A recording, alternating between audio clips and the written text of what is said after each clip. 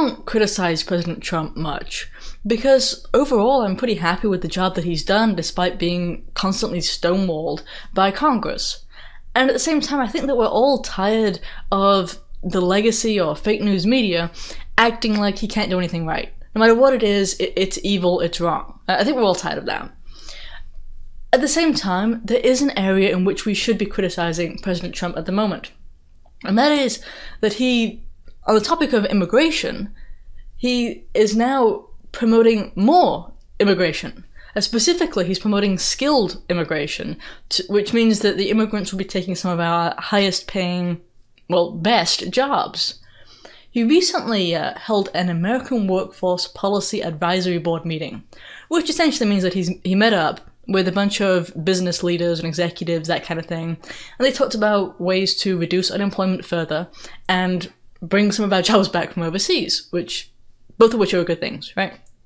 Well, at the very end of this meeting, a journalist asked him a question. The journalist said, "Mr. President, how much more immigration would you like to see?"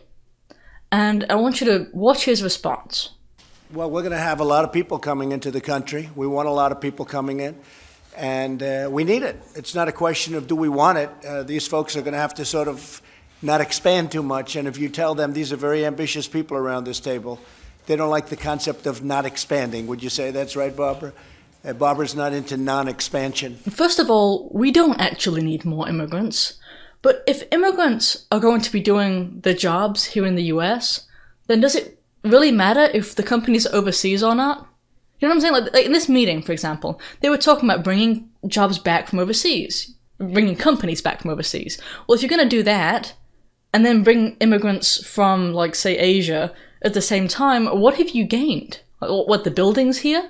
Is it really that much better? I don't think so. For me, the whole point of bringing the company back was to bring the jobs back, not to bring the immigrant and you know, still lose the job, which is essentially what you're doing. And this was not something that he campaigned for. He never campaigned to say, we need more immigration. That was never one of his slogans. In fact, you had America First, you had Build a Wall. These are all slogans that indicate, well, you know, America first, less immigration, Americans first, right? And this is not the first time that he's made this statement. If it were the first time or the only time, I'd just let it go. But according to Breitbart, he's made similar remarks to this 4 times in the last month. And I know that he made a statement very similar in the State of the Union address of 2019, where he said that we need more immigrants as long as they're legal. And that's not true. Like, it being legal doesn't make it right or good for America, especially when you're talking about changing immigration law, which is what we're doing, right? Just about everybody thinks that immigration laws need to be changed in some way, so just saying we need more immigration as long as it's legal, like, no, we don't. In fact, he ran on scaling back the number of foreign workers, which would result in higher wages and better jobs and more opportunities for Americans. But there was a part in the middle of this speech that also disturbed me, and that's when he was there with Tim Cook, who is the CEO of Apple.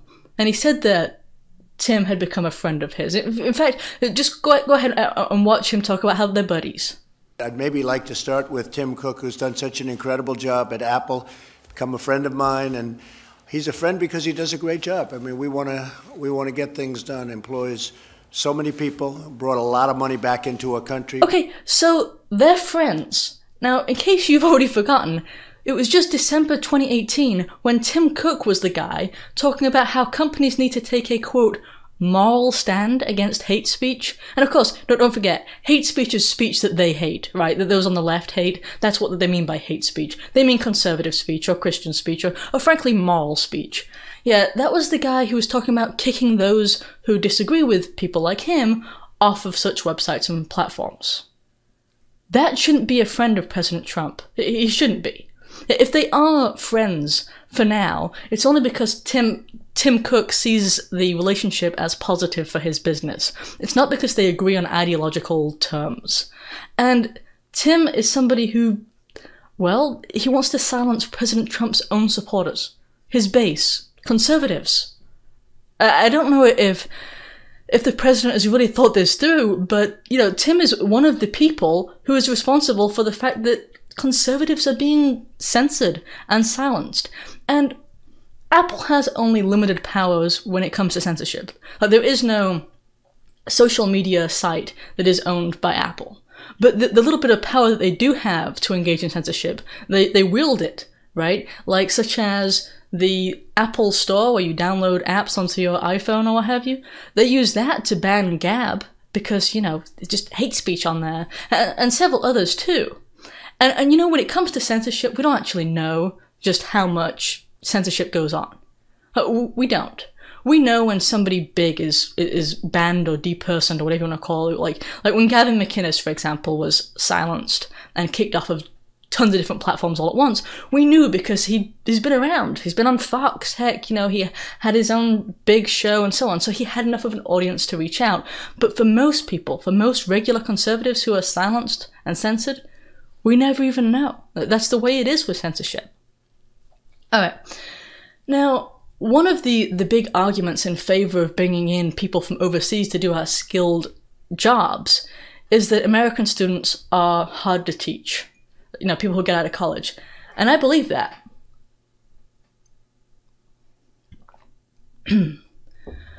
However, the answer is not, let's just bring in a bunch of immigrants. The answer is hiring people, kids out of high school, giving them apprenticeships. If colleges are the problem, and colleges are a problem because of the same Marxists that, you know, promote terms like hate speech and stuff like that, are those who are teaching in our colleges. That's why colleges are the problem, because they're not trying to churn out people who are educated, they're trying to churn out people who are indoctrinated. And that's what you get. You get people who are useless and think that they know everything, which is worse, right? If they just knew that they didn't know stuff, and they'd try and learn what they didn't know, but they think they know everything. And they're entitled, so they're really difficult to teach, they're difficult for companies to work with. I get that. Hire them out of high school. Heck, I think we'd have a significantly better society if more companies were hiring people out of high school and training them through apprenticeships and internships and that kind of thing. All right. You know, immigrants working in fields like tech are one of the reasons why we have the problems that we do, like the problems with censorship. And that's because these people, they don't come from the same culture. They don't come from a culture that values freedom the way that we do. There are, in fact, no cultures that value freedom the way that we do. And really, when you bring somebody over, you can tell them what our principles are and our values, but they're never really going to get it the same way somebody who has grown up his entire life and accepted certain things as normal.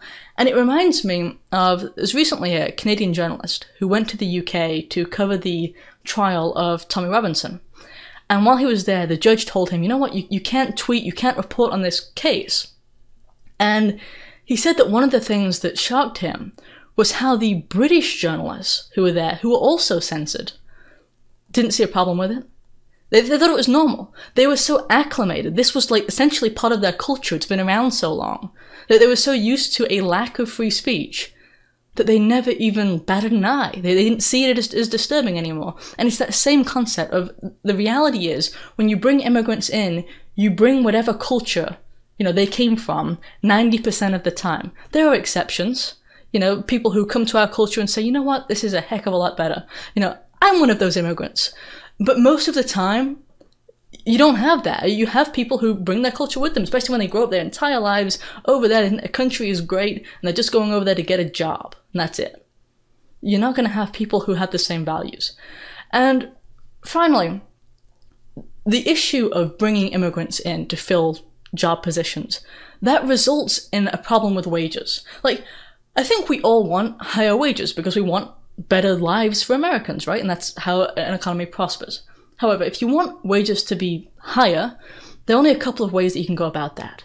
One way, the Democrat way, is to tell companies that there's a minimum wage and you can't pay people any less than that. And as a result of that, people suffer. People lose their jobs because companies can't afford to do that, and you also have people with fewer hours and that kind of thing. The other way is through scarcity of employees. right?